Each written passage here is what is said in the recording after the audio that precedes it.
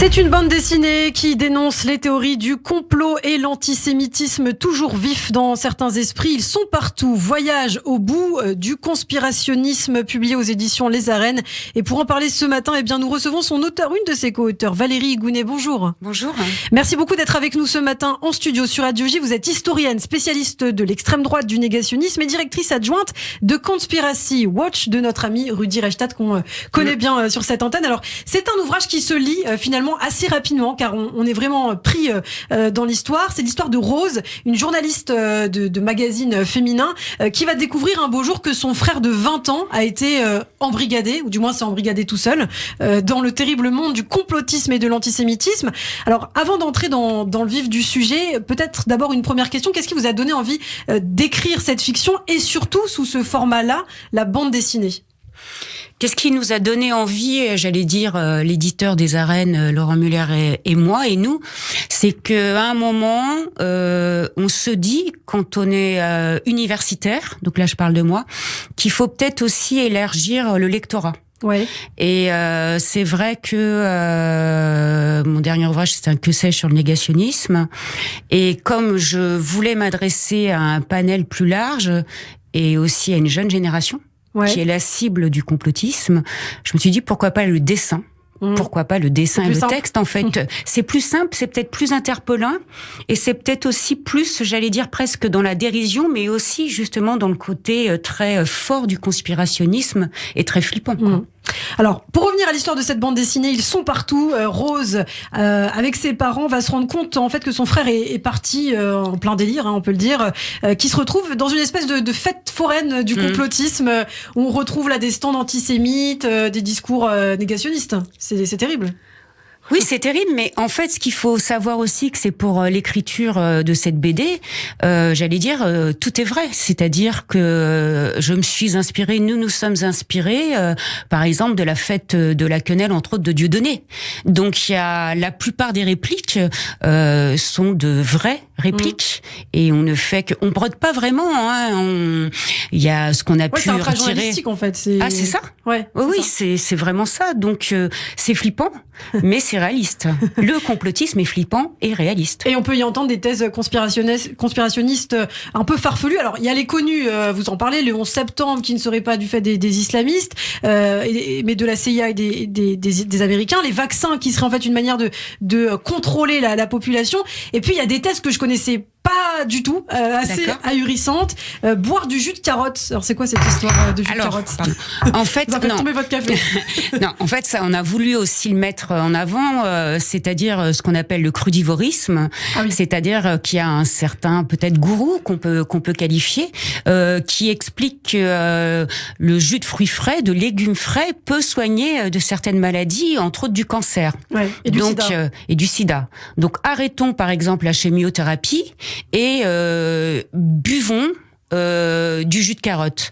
Mais justement, si on creuse un peu, ça veut dire quoi ? Ça veut dire que certaines personnes arrêtent leur chimiothérapie, achètent des extracteurs de jus qui ne sont pas à 10 € en vente sur le site et peuvent justement mourir autrement, quoi. Donc, sur un côté qui peut faire sourire, on veut à chaque fois montrer la dangerosité du complotisme. Il y a d'autres théories tout aussi farfelues. Claude François qui serait un agent soviétique. On l'a vraiment entendu, ça Oui, on l'a entendu. Mais ça, c'est aussi... On s'est dit qu'il fallait aussi détendre aussi. C'est compliqué de faire le juste milieu quand on aborde le complotisme. Il fallait aussi que le lecteur puisse, entre guillemets, sourire de temps en temps, mais qui puisse majoritairement ne pas vraiment sourire non plus, quoi. C'est une fiction, on l'a dit, donc, mais il y a quand même beaucoup de références à des personnages connus. Donc on l'a dit, Dieudonné, qui est baptisé dans le roman graphique Bienvenue, Alain Soral également, qui est renommé Alain Sauveur, je crois, c'est ça. Et puis Jean-Marie Le Pen, un certain Le Brioc, mais on les reconnaît bien quand même. Oui, on les reconnaît bien, c'est des petits noms. On s'est dit pourquoi, à part Robert Faurisson, qui est décédé, Oui. Pourquoi pas les affubler aussi d'un espèce de pseudonyme qui a été fabriqué, j'allais dire, par Jacques Schwartzmann. Et c'était aussi un peu plus ludique aussi, quoi. Ouais. Mais en tout cas, Et pourquoi pas les nommer? Oui, on les reconnaît physiquement déjà par le dessin, mais aussi, voilà, c'était un clin d'œil aussi. Et donc pas de quartier pour Robert Faurisson. En revanche, le négationniste des chambres à gaz, raciste, antisémite, vous le rappelez, qui lui est bel et bien cité dans le texte. Et c'était important pour vous justement de citer ce personnage qui est quand même un des pères du négationnisme en France. Ouais, c'est important parce que non seulement donc il y a cet entretien que j'ai effectué avec Robert Faurisson, mais il faut voir aussi les dégâts que le négationnisme fait aujourd'hui, entre autres via Soral et Dieudonné. Et il faut pas oublier que ça va continuer. Et que ça continue. Et c'est vrai que les ravages de l'antisémitisme et du négationnisme peuvent être prévisibles. Donc nous voulions aussi mettre au centre l'antisémitisme et le négationnisme. Oui. Et puis aussi, je l'ai noté, ça c'est aussi important, quand vous parlez de Dieudonné, d'Alain Soral, à un moment je crois que c'est Rose qui s'en prend à ces personnages. Et en fait Alain Soral répond, mais nous en fait on fait que du business. Oui. Oui, c'est pour ça que je parlais aussi des extracteurs de jus tout à l'heure. Il faut pas oublier qu'il y a ces gourous, ces héros. Ce côté lucratif aussi qu'on pas forcément. Parce qu'il y a vraiment différentes strates dans le complotisme. Il y a ces personnes-là, je le redis, ces héros qui vont amener d'autres adeptes. Donc on est vraiment dans. Et puis c'est vrai qu'il y a ce côté, comme vous dites, lucratif. On se met sur leur site internet, sur leur plateforme, et il y a toujours un rayon, j'allais dire, quasiment vente, que ce soit des produits entre guillemets naturels ou. Et ça, les gens n'en ont pas forcément conscience, en fait. Non, bien sûr, quand ils achètent des bouquins estampillés d'une certaine maison d'édition, quand ils achètent Mein Kampf, bon, ils doivent savoir. Ils savent aussi qu'ils achètent Mein Kampf. Faut pas non plus tout excuser, mais bien sûr qu'il y a un business là-dessus.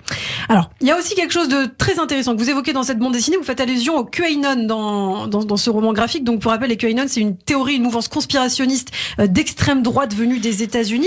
Et on peut se poser la question aujourd'hui, est-ce qu'il y avait véritablement des connexions peut-être entre des groupes français complotistes et des groupes américains? Oui, c'est très rare qu'il n'y ait pas de connexion.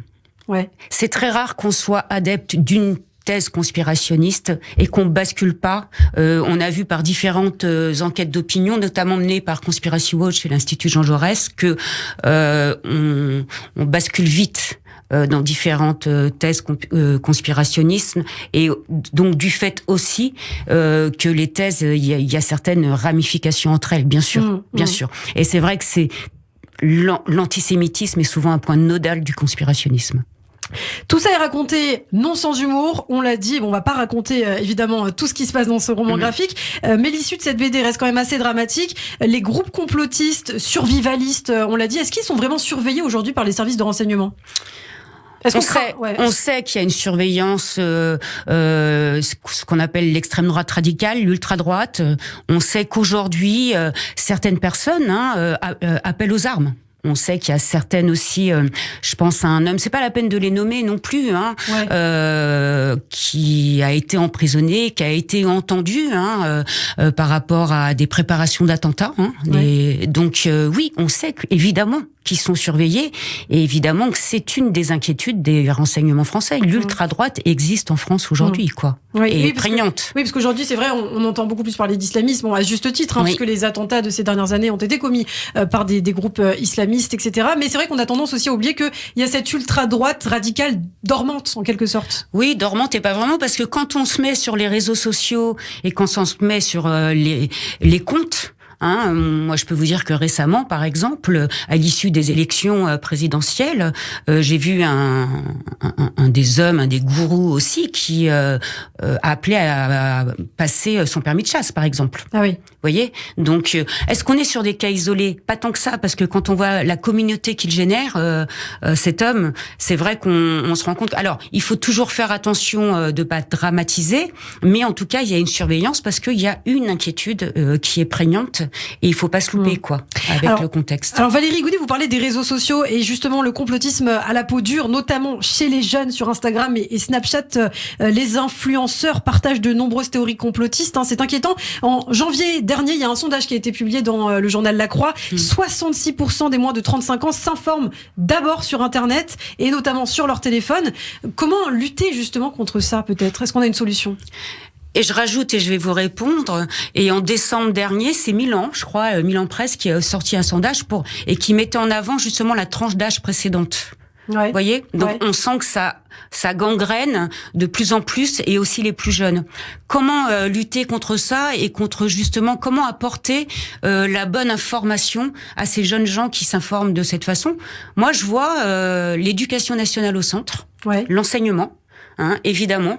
Et je vois aussi nous qui peuvent, non mais c'est vrai, qui peuvent justement se rendre dans ces classes, faire une sorte de formation, voir aussi ces enseignants qui peuvent aussi se sentir dépourvus devant une classe qui adhèrent, dont certains adhèrent au complotisme. Et justement, dans le roman graphique, vous faites parler Yanis Roder, qu'on connaît bien, je pensais à lui. Un des auteurs des Territoires perdus de la République, historien également, qui travaille beaucoup sur ces questions-là, et qui dit il faut pas brusquer justement les élèves. Tout à fait. Je crois qu'il faut les entendre, et justement, une fois qu'ils ont déroulé leur pseudo-argumentation dans le sens noble du terme. C'est vrai que lui explique qu'il y a souvent un dialogue entre les élèves et c'est eux qui vont se mettre d'accord sur quelque chose, même s'il est toujours là derrière. Mais je crois qu'ils sont là et il faut justement les laisser s'éveiller et les. Donc il dit c'est intéressant ce que tu dis, mais en fait ce n'est pas ça. Et donc il décortique après tout à fait tous les éléments. C'est avec une certaine habileté qu'il a sans aucun conteste. Alors est-ce qu'il faudrait peut-être plus de lois? Là on parlait de l'éducation nationale. Il y a des personnes qui disent si on fait plus de lois, ça va créer plus de déviance, etc., etc. Donc, quelle est la solution? Est-ce qu'il faut plus de lois sur Internet pour réguler tout ça? La législation, c'est super compliqué à faire appliquer. On l'a vu, par exemple, la loi Guesso, 90 avant l'apparition d'Internet. Justement, c'était déjà très compliqué. Il faut se rappeler que c'est vraiment le tournant du siècle est incroyable avec cette explosion des thèses complotistes avec l'apparition d'Internet.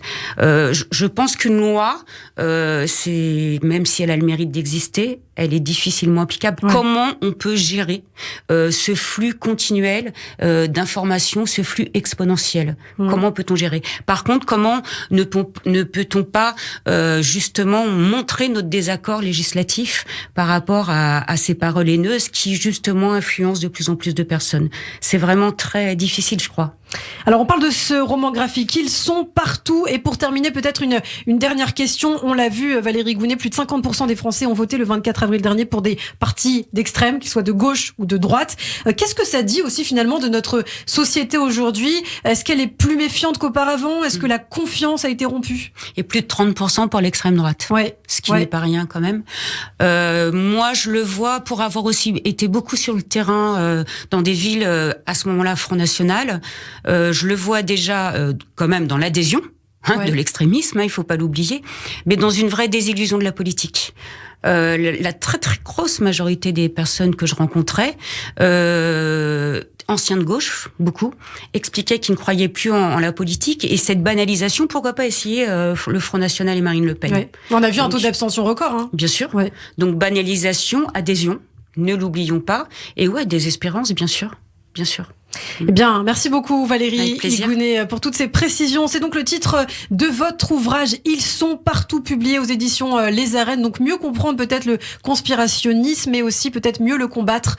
En tout cas, je vous conseille de l'acheter, de courir pour aller l'acheter. Ils sont partout. Merci beaucoup. Merci à Valérie Gounet. À très bientôt sur Radio J. Au revoir, merci.